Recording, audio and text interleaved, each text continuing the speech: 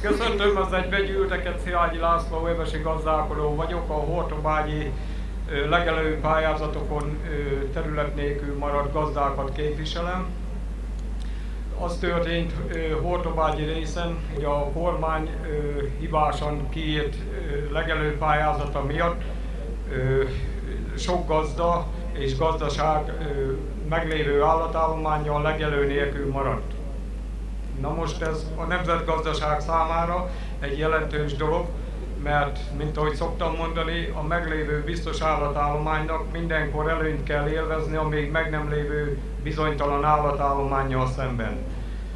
A 90-es években, amíg nem volt terület alapú támogatás, mert most köztudat, hogy minden a pénzről szól, Hortobágy területén mintegy kétszer ennyi állatállomány legelt a legelőkön, és mégis mindenkinek jutott legelő. Jelen esetben fele annyi állattal nem rendelkezünk már, mint a 90-es években, és meglévő valós állattartóknak mégsem jutott legelő.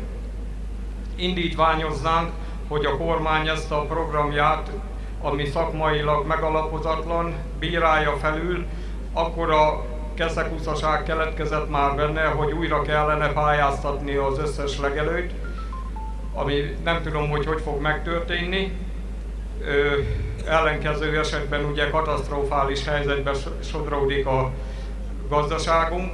Ezt nem hagyjuk gátat gördíteni a gazdaságunk, fejlődő gazdaságunk elé, senkinek nincs joga, illetve egy személynek, a Jóistennek, másnak nincs. Tehát ezt nem hagyjuk, ezt a meglévő gazdatársadalmat fenn kell tartani, ezek hosszú évek munkája során fejlődtek fel a jelenlegi szintre, esetekben 20-25 év alatt, és ezt meg kell becsülni. Ez a nemzetünk számára egy nagy kincs. A szerszámot annak a szakembernek kell, aki tudja kezelni. Bármeddig hajlandóak vagyunk elmenni, kitartunk a végsőkig, ha szükséges Brüsszelbe, vagy bárhova, nem hagyjuk abba a programunkat, nem hagyjuk elveszni ezeket a gazdákat. Ezek a gazdák nem csak gazdálkodók, hanem egy olyan jó minőségű élelmiszert előállító szakemberek, akik tudják, hogy kell ezt csinálni. Hát ennyit tudtam elmondani, köszönöm szépen a figyelmet, hogy meghallgattam.